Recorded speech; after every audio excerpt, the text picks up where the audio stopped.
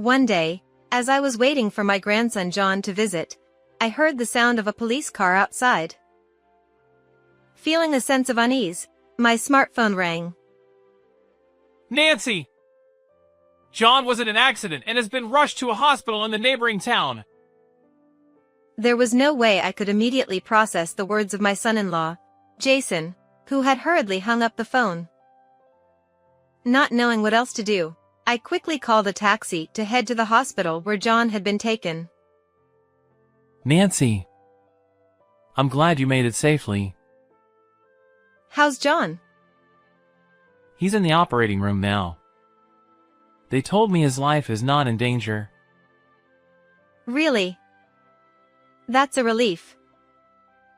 A few hours later, the doctor and a nurse came out of the operating room to inform us that the surgery had gone well. My anxiety and tension immediately turned to relief, and together with Jason, I thanked the doctor multiple times.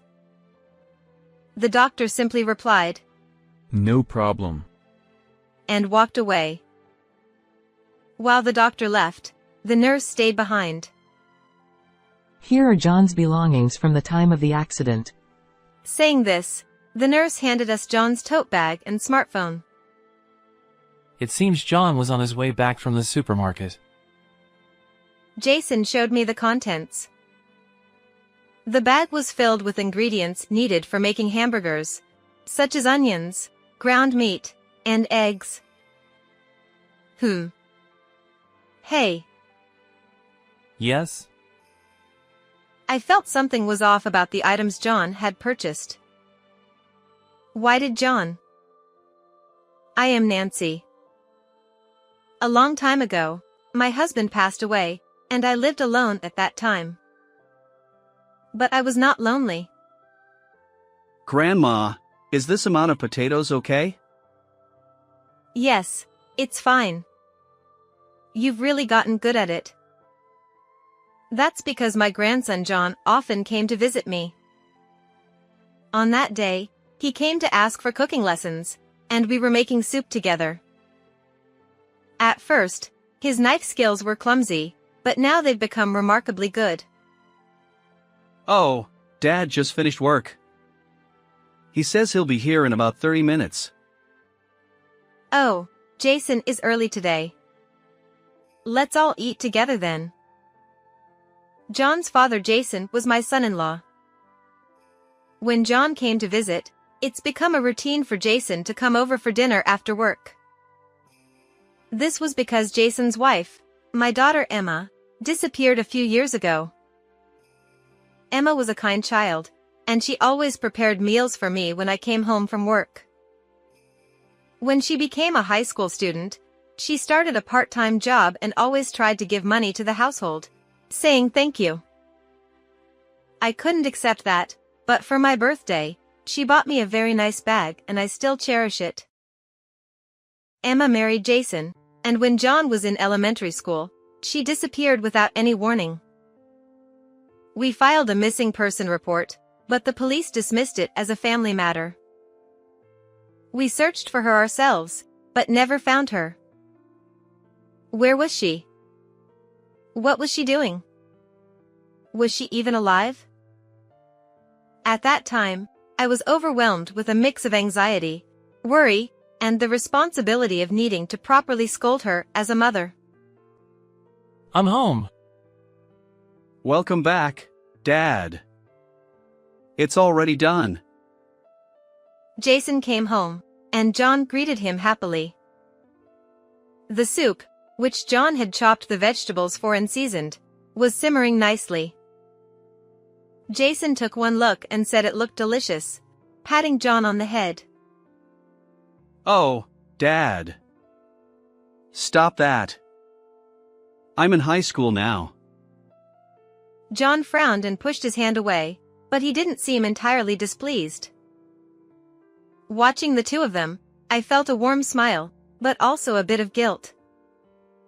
Where could Emma have gone, leaving such treasures behind? Let's eat. Delicious. John had been waiting with an empty stomach, so he couldn't wait for Jason to sit down and started eating first. Seeing him eat so heartily always filled me with a warm feeling. As a growing high schooler, he needed to eat a lot. After Jason sat down, I prayed and began to eat as well. The potatoes were well seasoned, fluffy, and very tasty. To add some color to the table, I also made a salad, though it only had greens since all three of us dislike tomatoes. John, how's school lately?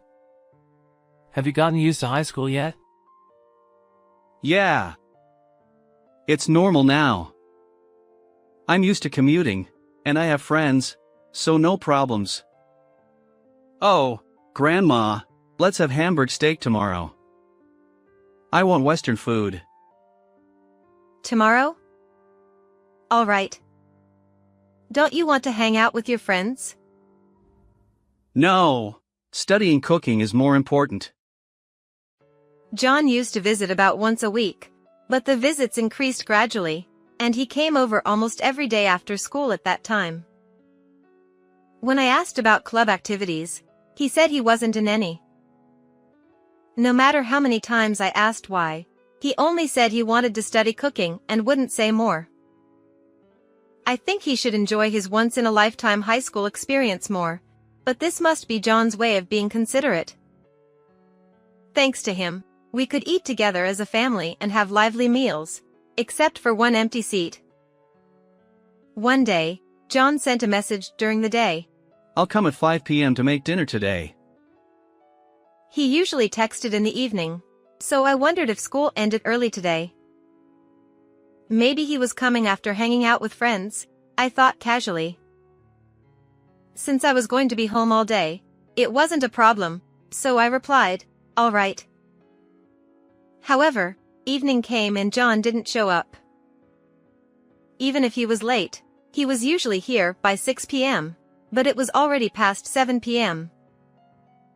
I worried and tried to call John, but there was no answer. I decided to step outside, and from a distance, I heard police sirens. With a sense of foreboding, I overheard the neighbors talking nearby. A high school student, traffic accident? No way, it couldn't be. The bad feeling grew, sending chills down my spine, and I felt dizzy. At that moment, my cell phone vibrated in my pocket. With trembling hands, I looked at the screen. It was a call from Jason. Hello? Nancy! I just heard that John was in an accident and has been rushed to the hospital in the neighboring town. I'm heading there now. I need you to come too. The address is... Jason hurriedly hung up the phone. My legs gave out, and I sat down on the ground. First my husband passed away, then Emma disappeared, and next was John. I was terrified by the thought of losing everyone around me. I wished it had been me in the accident instead of John. Then, I could have reunited with everyone and lived happily with my family. These thoughts kept flooding my mind, and I was horrified by my own thinking. I realized that my heart was reaching its limit. I couldn't bear to lose another loved one. Gathering all my strength, I stood up, called a taxi, and headed to the hospital Jason mentioned. I shut the door on the dark thoughts that had surfaced earlier and prayed solely for John's safety. The journey to the hospital, which should have taken about 10 minutes, felt like hours to me. I quickly walked from the taxi to the waiting room Jason had mentioned. Opening the door, I saw Jason sitting on a chair, sighing and staring at the floor.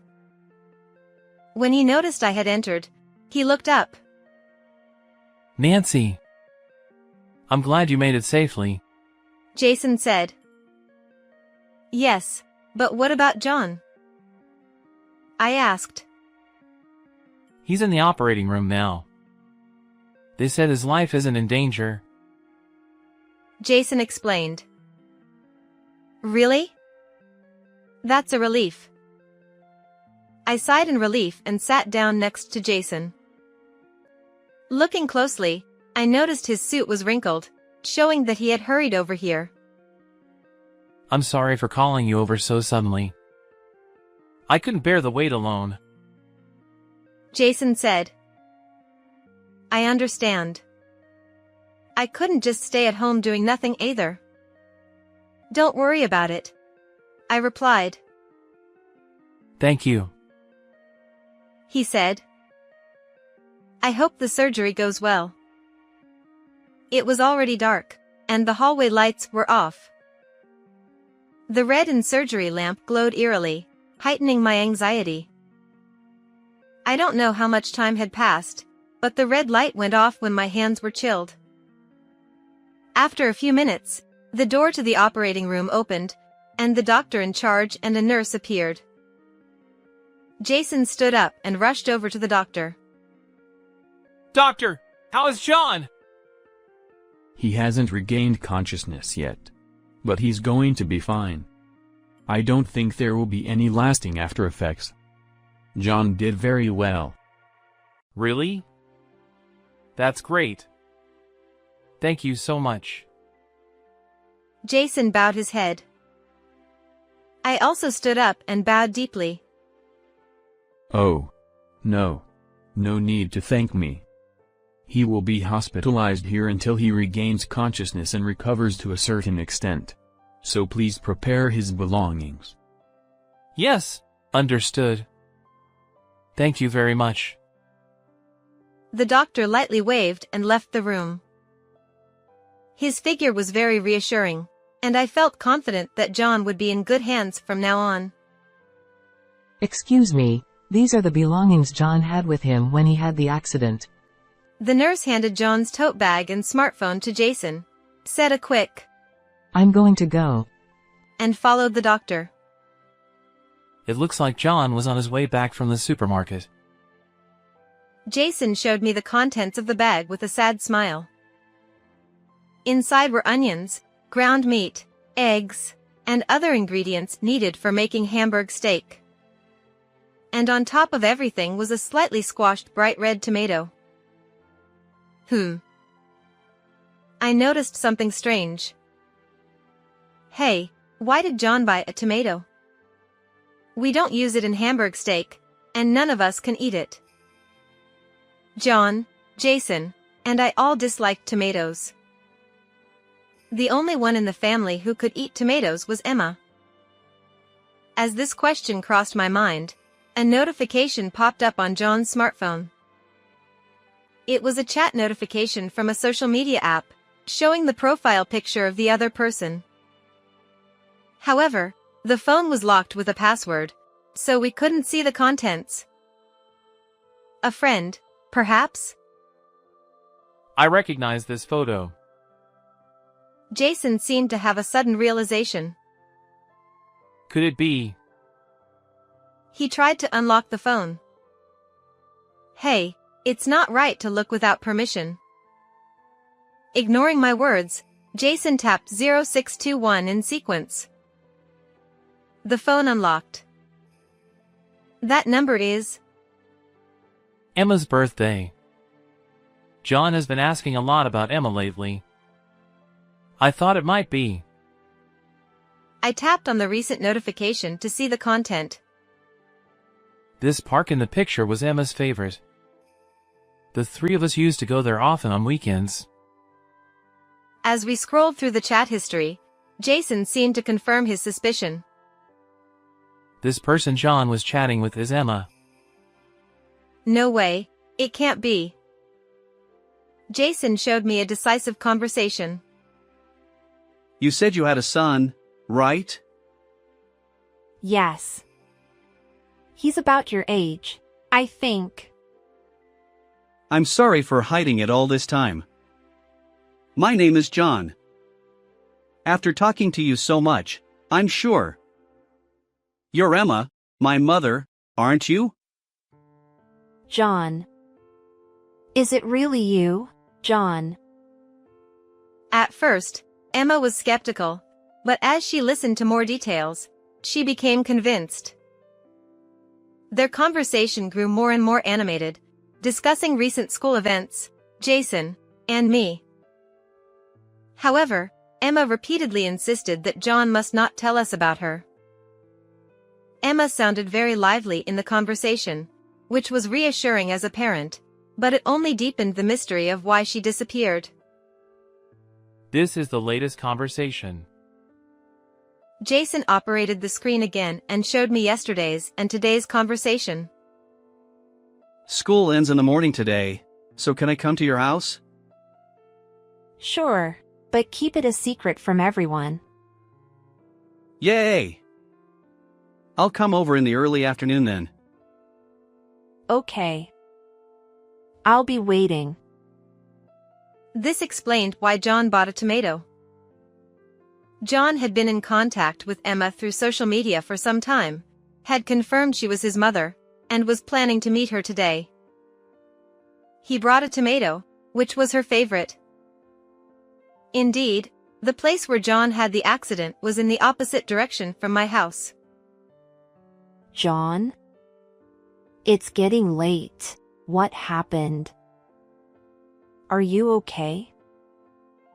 Several messages like this had come since early afternoon today. And the latest notification read, I'm sorry.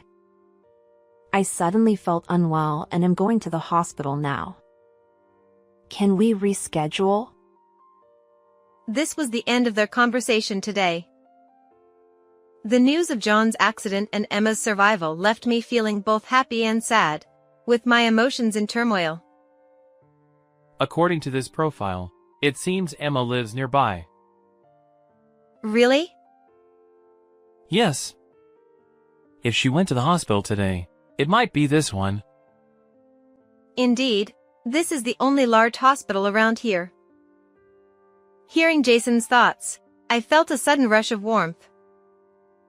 I might be able to see my daughter for the first time in years. John would surely be happy too. But first, I needed to confirm the facts with John. I went home, praying for John's recovery and Emma's safety, and fell asleep. For the next few days, we took turns watching over John and searching for Emma's whereabouts. When we asked at the reception desk, they refused to give us any patient information, so we asked around among the hospitalized patients directly.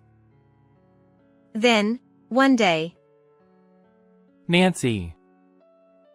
Jason came rushing into John's hospital room, out of breath. I found out.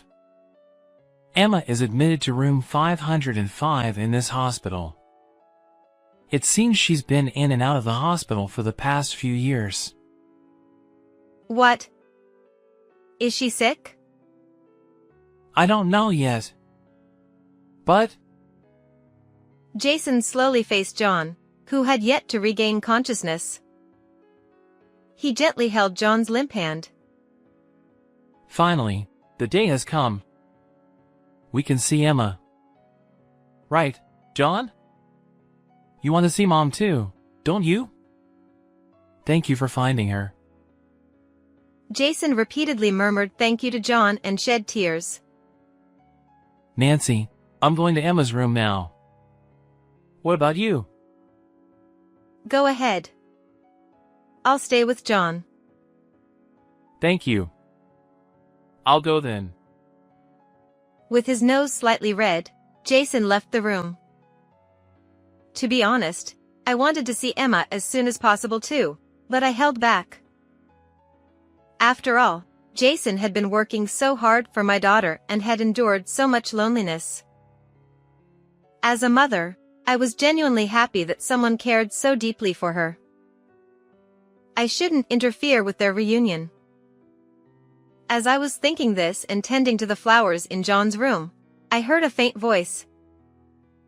Grandma. I couldn't believe it and turned my gaze to the bed. John's eyes were slightly open. Seeing this, I immediately rushed to his side. John. I'm so glad. Wait, I need to call the nurse right away. Dad, where is he? Oh, right. I need to contact Jason too. Where is he? He's at work right now. He had a meeting he couldn't miss. I see. John murmured and smiled. But he'll come as soon as he hears you've woken up. I don't know why I lied about Jason being at work. But I felt I needed to confirm things about Emma with John first. It pained me a little to make John talk right after waking up. Then the doctor and nurse came in to examine him, so I had to leave the room. Shortly after, Jason arrived. Is it true he's awake? Yes, the doctor is with him now. That's great, really great. Looking closely, Jason's face was even redder than before, and his eyes were slightly swollen. How was Emma? Well, I did get to see her, but... But what? Jason hesitated and avoided meeting my eyes. Then, he resigned and murmured. Emma doesn't have much time left. What?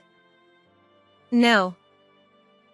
She's been suffering from a severe illness for about 5 years, and it's a miracle she's still alive.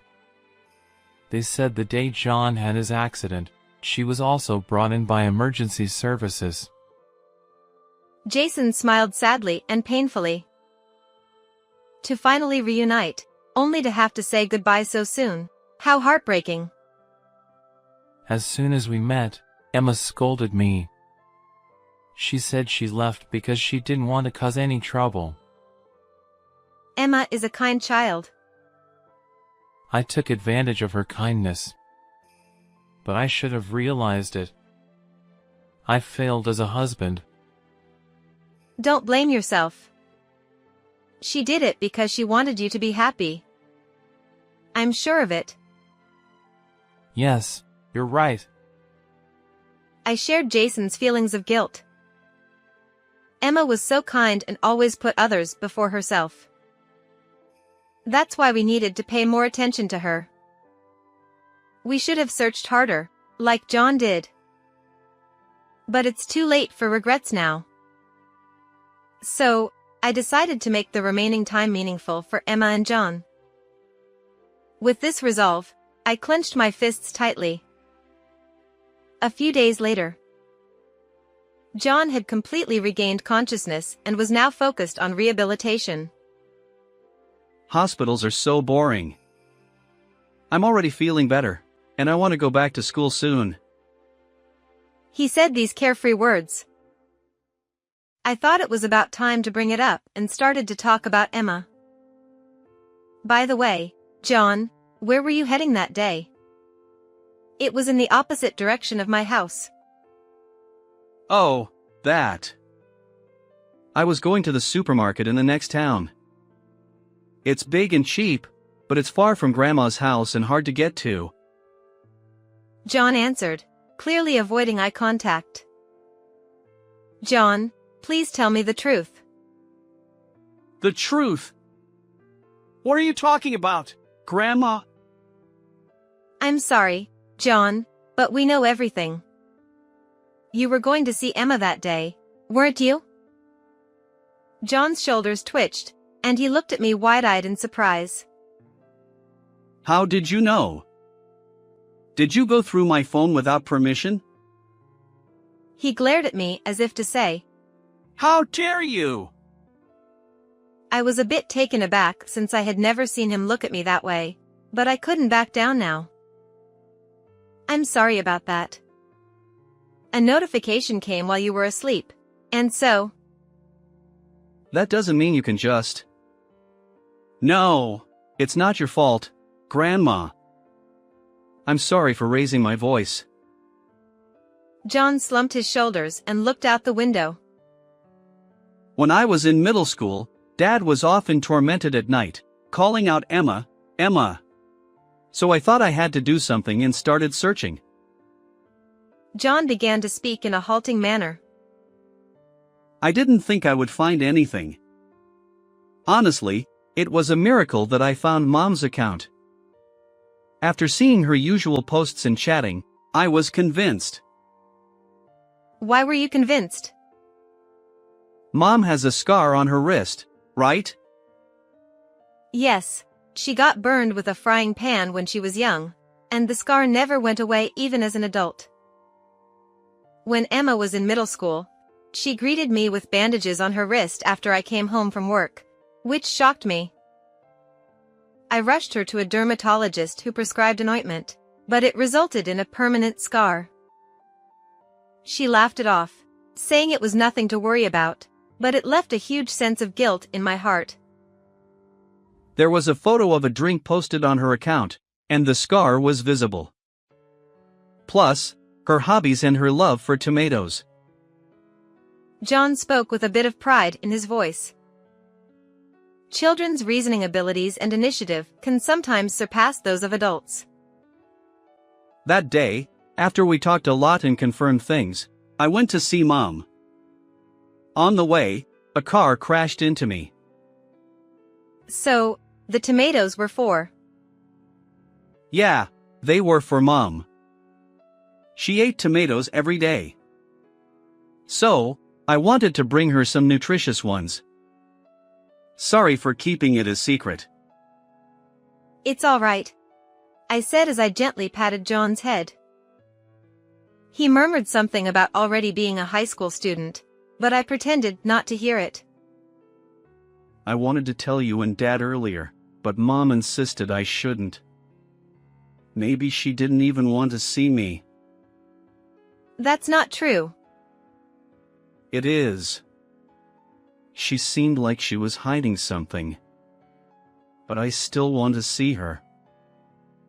Seeing the determination in his eyes, I felt a bit intimidated. I haven't met Emma yet. If she left to avoid causing trouble, visiting her now might undermine her years of effort. That's why Jason has been visiting Emma repeatedly without telling me. Emma has been in poor health ever since she was rushed to the hospital. If Emma wants to hide her condition from John, I shouldn't take him to see her. Hey, what's Dad doing today? He's at work. That's a lie. I know he took a day off. He's visiting Mom, isn't he? Is Mom hospitalized here? Why do you think that? I broke into a cold sweat at John's question. My response could change the outcome for my grandchild. I overheard Dad talking to a nurse in the hallway. Please, I want to see Mom too. Take me to her. But... Please, Grandma. You want to see her too, right? Let's go together. Oh, and don't forget the tomatoes. I was speechless at John's straightforward plea. And before I knew it, I found myself in front of room 505 with John and a bag of tomatoes in hand. John knocked on the door. A familiar female voice responded from inside. Yes? Mom. He opened the door and immediately rushed to the woman lying on the bed. At that moment, she hid her face with the blanket. Jason, who was nearby, looked at us in surprise. John! What are you doing here? Mom. I'm sorry I couldn't come to you that day. I'm sorry for breaking our promise. John, stop it. This woman. She's not Emma. Mom, I learned a lot from Grandma because I wanted to cook delicious meals for you. I can make anything you request. John! That's enough! John tried to uncover the blanket while Jason desperately tried to stop him. But John touched an injured part, causing him to cry out in pain and grab his arm. Jason stopped moving, looking concerned. Mom, why won't you look at me? I'm in high school now. I can't let you see me like this. I'm sorry, Mom. I knew you were sick for a long time. You tried so hard to see me that day, didn't you? You're not a burden. Please. John slowly lifted the blanket.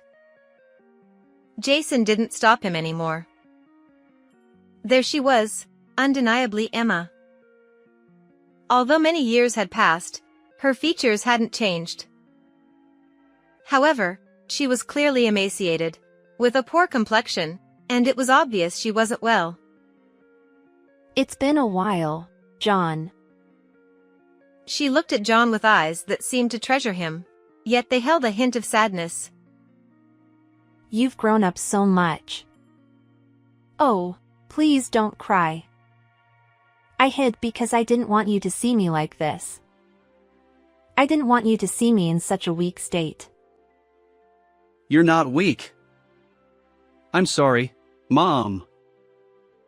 Why are you apologizing? I'm the one who should apologize. I was so surprised when you contacted me. But I was happy. I'm sorry for leaving you alone. I wasn't alone. Dad and Grandma were there. You're right. Thank you, Mom. I'm sorry for disappearing so suddenly. Really, Emma?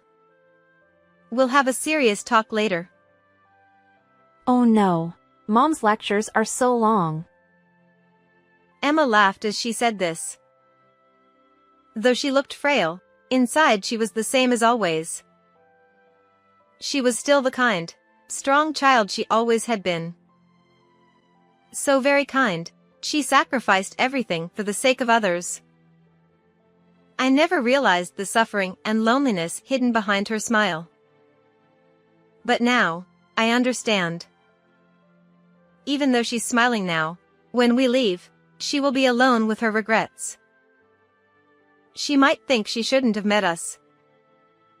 Meeting us again would leave her with lingering attachment, making the goodbye even more painful. The thought of showing us her suffering, of being a burden to us, scares her the most. Still, we have to tell her.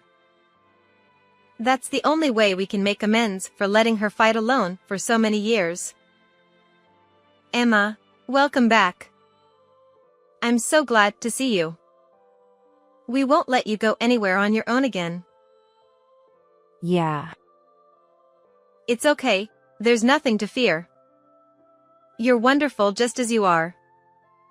Let's enjoy our time together from now on, all of us. Thank you.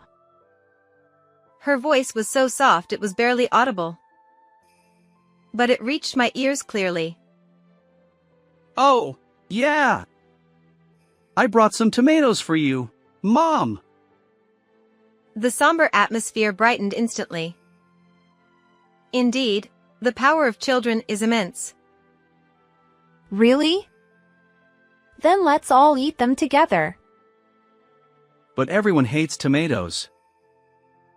Hey now, no one should have food dislikes. We're all going to overcome that right here. With Emma's encouragement, we all ate tomatoes together. John seemed to have already overcome his dislike for tomatoes and ate them happily. Jason and I hesitated at first, but as we were forced to eat them, memories with Emma flooded back, and we all ended up crying as we ate. For the first time in my life, I thought tomatoes were delicious. After that, Emma's health improved slightly, but then quickly worsened again, repeating this cycle. A week after our reunion, Emma passed away. Until she lost consciousness, she talked a lot to make up for the time we had been apart.